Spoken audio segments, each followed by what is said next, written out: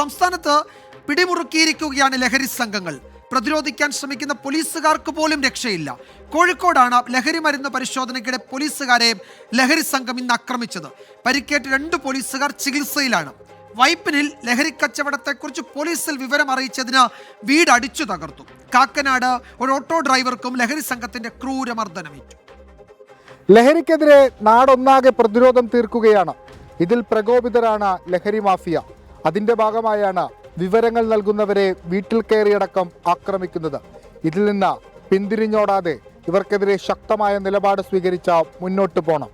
Kozhikode beach ആശുപത്രിക്ക് സമീപത്ത് വെച്ചാണ് പോലീസ് ഉദ്യോഗസ്ഥർക്ക് നേരെ ലഹരി സംഘം ആക്രമണം നടത്തിയത്.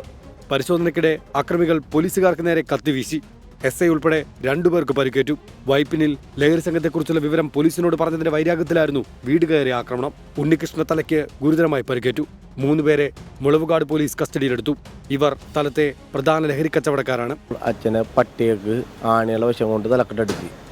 അച്ഛൻ്റെ തലയിൽ ഒരു 6ഓളം സ്റ്റിച്ചുകളും പിന്നെ വായുടെ ഉള്ളിൽ കീറിയൊക്കെ ചെയ്തിട്ടുണ്ട്. മറ്റേ തുണി കൊടുക്കണ കോലൊക്കെ വെച്ച് കുത്തി വായൊക്കെ കീറി ഇതാക്കിയിട്ടേക്കണം. മലപ്പുറം AR നഗർ തോട്ടശ്ശേരി അറയിൽ പ്രധാന കഞ്ചാവ് വിതരണക്കാരനെ നാട്ടുകാർ പിടികൂടി പോലീസിന് കൈമാറി. പുള്ളിപ്പാറ സ്വദേശി റിജീഷിനെയാണ് നാട്ടുകാർ സാഹസികമായി കീഴടക്കിയത്.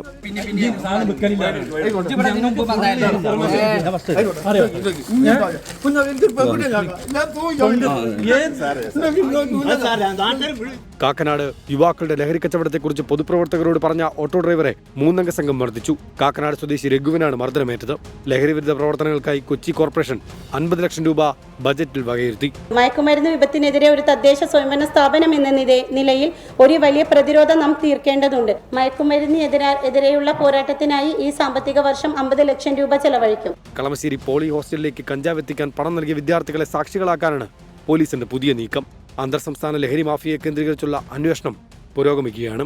പോലീസിനും എക്സൈസിനുമൊപ്പം പ്രദേശവാസികൾ കൂടി ചേർന്നാൽ ലഹരി മാഫിയയെ തുടച്ചെറിയാനാകുമെന്ന കാര്യത്തിൽ ഒരു തർക്കവുമില്ല.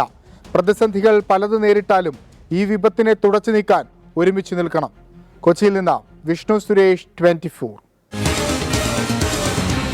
പൊതുജനം കഴുതയല്ല സാർ.